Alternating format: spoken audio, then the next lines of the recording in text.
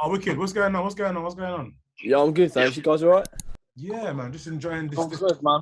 this freedom we're getting now. Finally. Position Yeah, this definitely, properly. mate. Definitely, mate. Been out and about, and it's a nice change for once. Been Trust stuck me. inside. Trust me. Trust me. Trust me. I can imagine you guys been busy now that you've released the experience. All right, listen. It's proper mad now, you know. Like, Yep. Is honestly, it? it's crazy now. Honestly, it's mad. Like, obviously, all of our old bookings are now coming.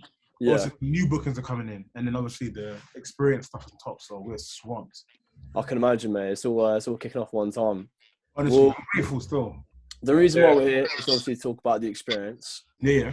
Why did you name the EP the experience? What was the reason behind that? When people That's, over the years, when people have been coming to our shows, Mm-hmm. yeah, that's they exactly always what I'm gonna say. people always would say it's an experience, Yeah. because anybody who's familiar with the composers and what it's like to come to one of our shows, we literally take you on a journey through the different genres and stuff Yeah. of popular music, older time music, nostalgic music, all of these different vibes. And we just thought, and we saw that our music, when we would sit down to do production, was replicating that whole vibe. So we just thought, why not give people what they're always saying? It's an experience. And that's exactly what we thought we would just enter the world of production with, giving them the composer's experience. Yeah, definitely, man. I feel like listening to your music, you bring a different type of sound. So I can imagine the experience of seeing you guys live is completely different to normal music. Especially in the genre. Definitely. Well, I did my research on you guys, and I found out that you guys used to play in gospel choirs when you're younger, and you were probably skilled when you're younger. How does it feel being so musically talented at such a young age to releasing your biggest project today as a collective? You know what? You saying that, that's actually very crazy. I've never actually thought of it like that. Yeah. That it's gone from that to this. But it's crazy. I think, as you would say, with some things, just I would say we weren't talented, but I'd say we were gifted. Yeah. And just knowing that we were gifted, there's to get a bit churchy on you, there's a scripture that says your gift will make room for you and bring you before great men. So I just think it was destined to happen. Now that you say it like this, it's actually destined to happen. Yeah, definitely. It's something great to see, really. Starting off so young and being able to make music at this standard, it's definitely such a great thing to experience for sure. On the EP experience, you demonstrate your ability to produce songs in a variety of genres, as you said. Do you think that this has enabled you to show your versatility, this project? I feel like we've always been a versatile group. I just feel like now we've been able to do it on our own turf. Do you get what I'm saying to you? Like we've always been able to play other genres of other guys' music. Yeah. And the fact that we're able to replicate that on our own platform obviously confirms to people that like we are the real deal. Do you get it? We're not just a copy and paste band. That we can actually do it ourselves. Do you get it? So, and as a result of it, that problem hit 1 million views in a month. So obviously people are really digging the stuff that we're doing. You know what I'm saying to you? Yeah, of course, man. No, I really like the songs on the EP for sure. It's really good. Cool. No worries, man. And as I said, I really do like the production that's gone into the songs. Like the instrumentals for these tracks are quality. Yeah. And you've all had years of experience playing instruments and performing. Do you think that making instrumentals that are more authentic and original compared to the instrumentals that are more like digitally produced, do you reckon that makes it stand out from the rest? Most definitely. Yeah. It Most was definitely intentional. Yeah. Intentional, because the whole thing is, you can't, for the fans that we have that out there, fans and supporters who have followed us since 2013, there's no way you can go to shows and hear all this live music. Then when you press play on a project of ours, then it sounds like digital stuff. You got to get the timeless vibes of the live instruments. So that was a very intentional decision. Yeah, of course, man. You said that before, your music is vibrant, energetic, and memorable, and that's exactly what you get on this EP. So completely agree with that. Stephen once said before in an interview that sometimes you'll just sit down and you'll just mess around, and from this you'll produce music and arrange music. Yeah. Was this the case in the creative process for this EP, or do you feel that because it was your debut EP that you had to approach it a different way? Well, trust me, Luke, if I was to show you on my phone the amount of videos we've got of examples, really, humbly saying, we could do albums in this thing, trust me. Man. I think this process, because it was our first piece, and we've actually been doing this piece for almost getting to 5 years, 4 or 5 years. Mhm. Yeah, not that it's taking 5 years to do, but it's just that to kind of really exemplify exactly what we do in it. Do you get what I'm saying to you? Like to show you that we're a live band, but we produce as well. So I think it's a mixture. You got the songs like the intro and that, which were very much intentional. Yeah. To show that, yeah, we are very much, musicians and we play. Songs like Problem, you can hear is very fun. Songs like Ready, very, very fun kind of songs. Feel Right's definitely a fun song. Like that's us messing around, trying to rap and whatnot. Do you get it? But it's definitely a mixture. But trust me, if I was to show you the videos on our phone, the amount of songs that's there, that like we do rehearsals with like Jay Huss and that, mad, and stuff like they freestyle over our beats. Like, so for example, the track called Find a Way / The Experience. That instrumental came as a result of just messing around at a rehearsal. The Jay Huss rehearsal as well. A Jay Huss rehearsal that we were doing for a string of festivals. And then it sounded so sick that we recorded it on our phones. Then when we got into the studio, it was like, oh yeah, try and play that thing there that we did the other day. Yeah. And then off of that, got to a certain point, years later, then revisited it again. So any person in the artistic world knows the beauty of doing something, walking away from it, and revisiting it again, then coming back and revisiting it. And before long, it will get to the finish line and then you got an amazing product. Yeah, definitely. I can understand that it's never like a finished product. You're always going to be adding to it. And I assume you guys are just, you guys with your craft, you are perfectionists and you want to keep making it better. So I completely understand that. Yeah. What is it that makes, so you said you've got loads and loads of music on your phone. What is it that makes it, like what makes a song for you go, I want that one, not compared to the rest of them, if there's so many of them? Oh, I think that's a good question. Yeah, that is a very good question. Should I answer? You go. I don't mind it. I mean, I guess it depends. It depends on where we're at the time as well. Mm-hmm. So, for instance, with the EP that's just being created, I feel like we were very much in a headspace of we want to give the people an experience, hence the name. Yeah. So, the genre would have had to range from, or we would have rather had to extract that idea from our shows. So with our shows, what we do is we normally go through a range of different genres, starting from hip hop down to a bit of R&B, down to maybe UK garage or grime, so many different genres, down to Afro beats, right? So in terms of now looking at the experience, we thought, okay, cool. We're going to have to implement hip hop. We're going to have to implement maybe a bit of R&B, Afro swing, Afro beats. So we had to look at that kind of spectrum. And when we looked at the hip hop side of our production, we then had to look at what was the peak or the best out of that genre. Then Afrobeat, what was the vibe or the best that would best represent us and the experience out of Afrobeats?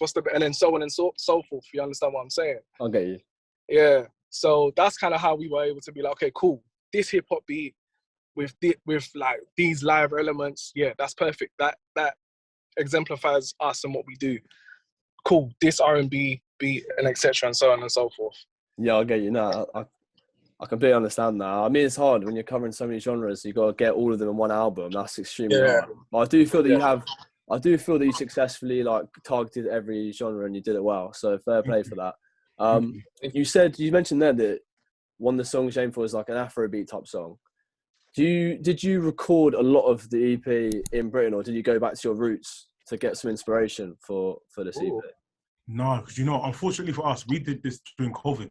Yeah, I understand.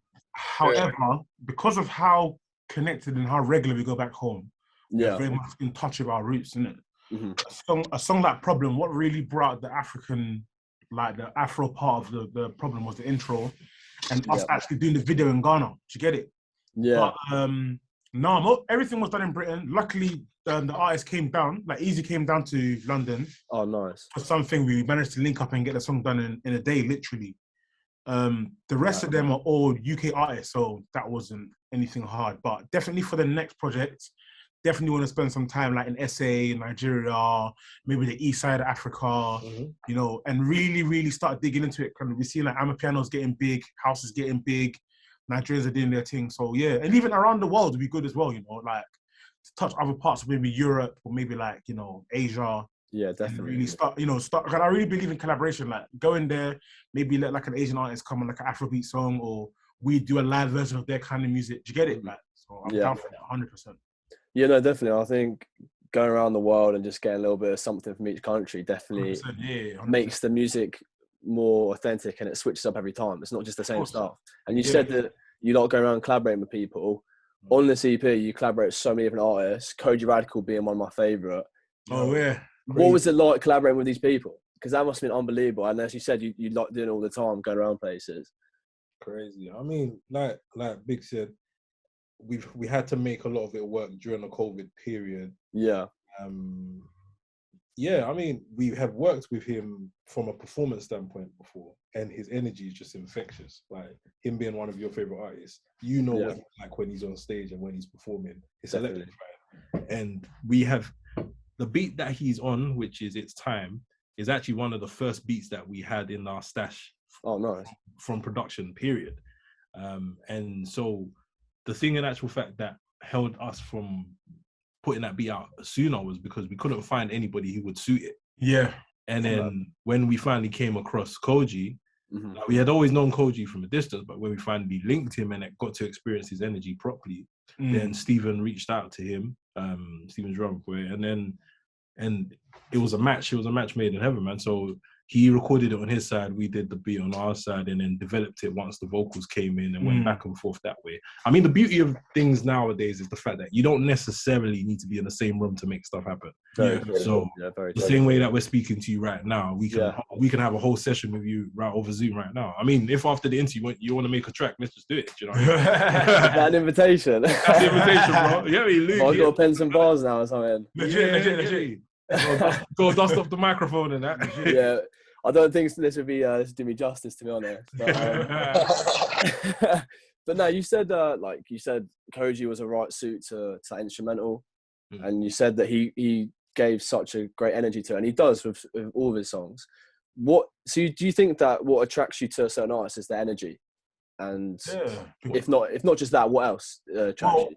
We're a band, isn't it? So because we literally go off vibe, and relationship, of course. Like, Kojey was relationship, and obviously his aura was correct, innit? So whenever we linked up with him, it was always love. So we knew that this song that we did, it suits him. Do you get it?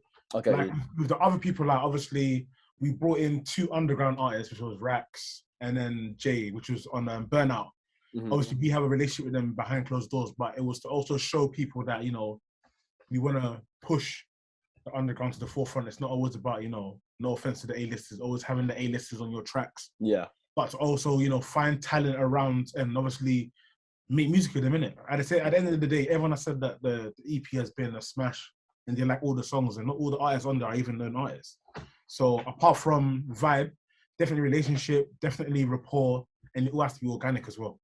It can't just be like, man, they're just talking and then we link up. It has to be like a good organic relationship. Yeah, of course. You can't have it forced. No way. Like, you can't just force yourself to a studio. You hear it in the music.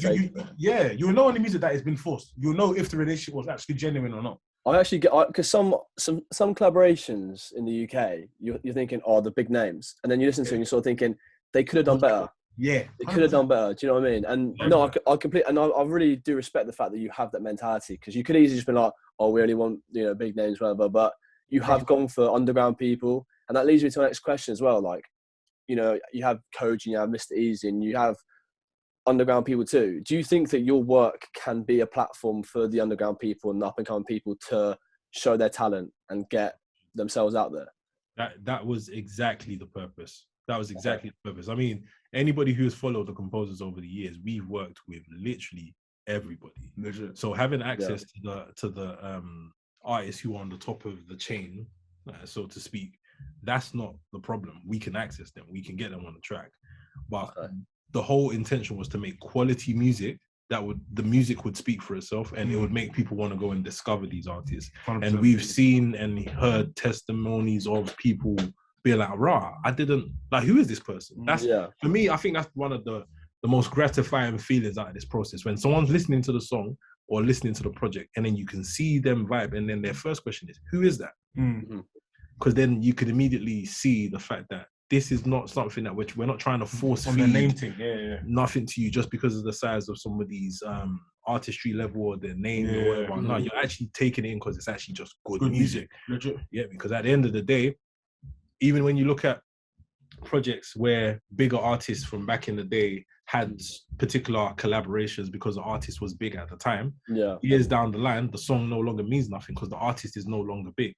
So that in itself already shows you that it's not really even about who the artist is, it's just about who's going to suit this track better. Yeah, definitely. And when I listened to the EP as well, I literally, when I was into the songs, I saw the names. I was thinking, I want to search these people up. Like these guys are actually quality, and you know, it's good that you are making real music, and you're just, it's fitting to the track too. Yeah, and definitely. I mean, sorry to even cut you. I mean, one thing that I'll definitely say is I've seen. In fact, we as the composers have experienced what it is like to be co-signed by an artist or somebody who's already got a platform. And we've seen the benefit of that and we've experienced it. So why not give back to people, give them an opportunity to also experience that? Do you know what I mean? No, I get that. And no, I completely agree. It's a great way to move forward with the scene too, like giving people a shout. And yeah, I think the EP is really great, and I've really enjoyed listening and speaking to you guys. So thank you very much, guys. Legend. Oh, brother. All the best.